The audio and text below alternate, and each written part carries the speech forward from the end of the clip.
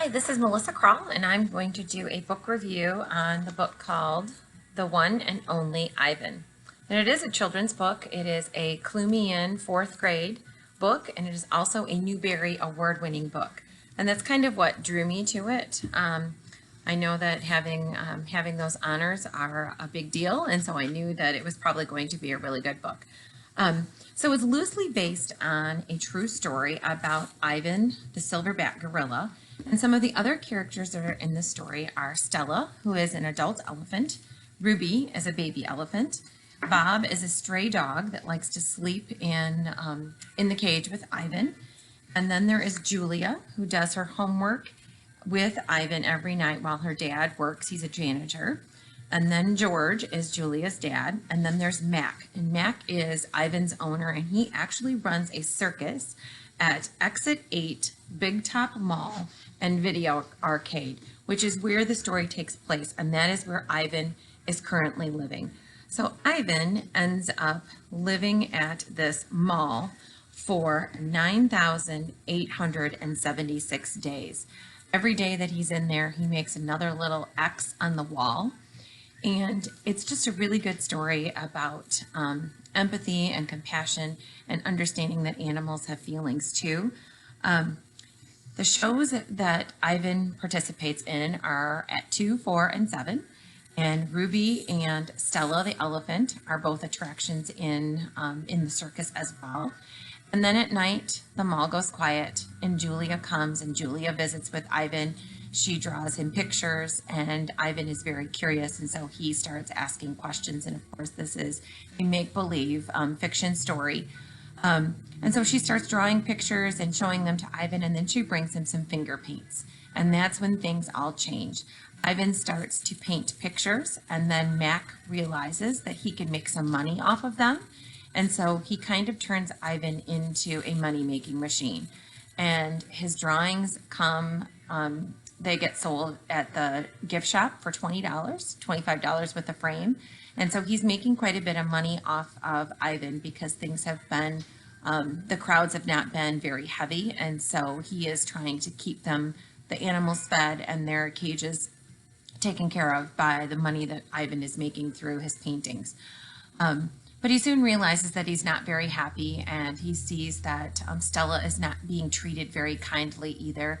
She has a sore and an infection on her leg, and she ends up passing away, which breaks Ivan's heart.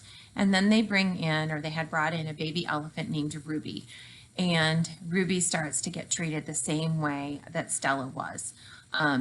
Being trained to be a circus animal, and not a whole lot of empathy and compassion was going into her training. So one day, Julia realized that maybe Ivan needed a different home. And so Ivan started coming up with a way that he could get himself out of the mall, get him and Ruby out of the mall.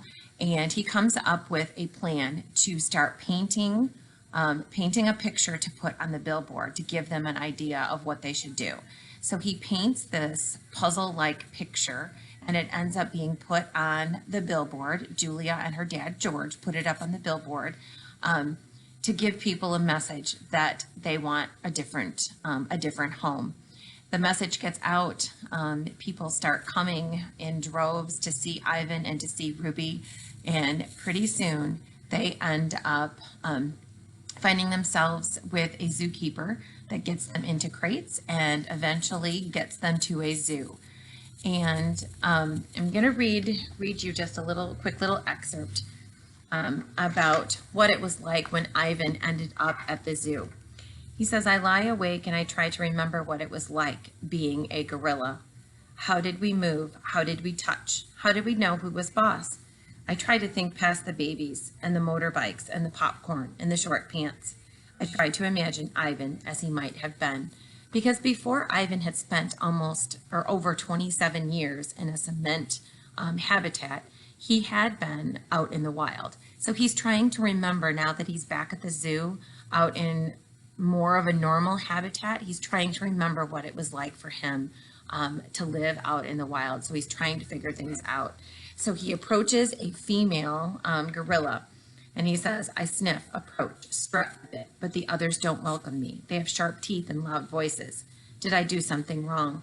Kenyani, who's the female, chases me. She throws a stick at me. She corners me. I know that she's testing me to see if I'm a true silverback, one who can protect her family. I cower and I hide my eyes. Maya lets me back into my cage.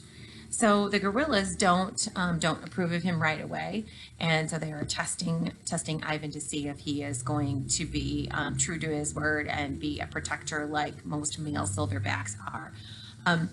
But it is based on a true story, and Ivan is a gorilla that was born, I believe, in Africa, and then he spent 4 years living with a family in Washington State, and he outgrew his home. Of course, having a gorilla in your house is kind of disturbing. He outgrew his home and ended up living at like a shopping center in a cement cage.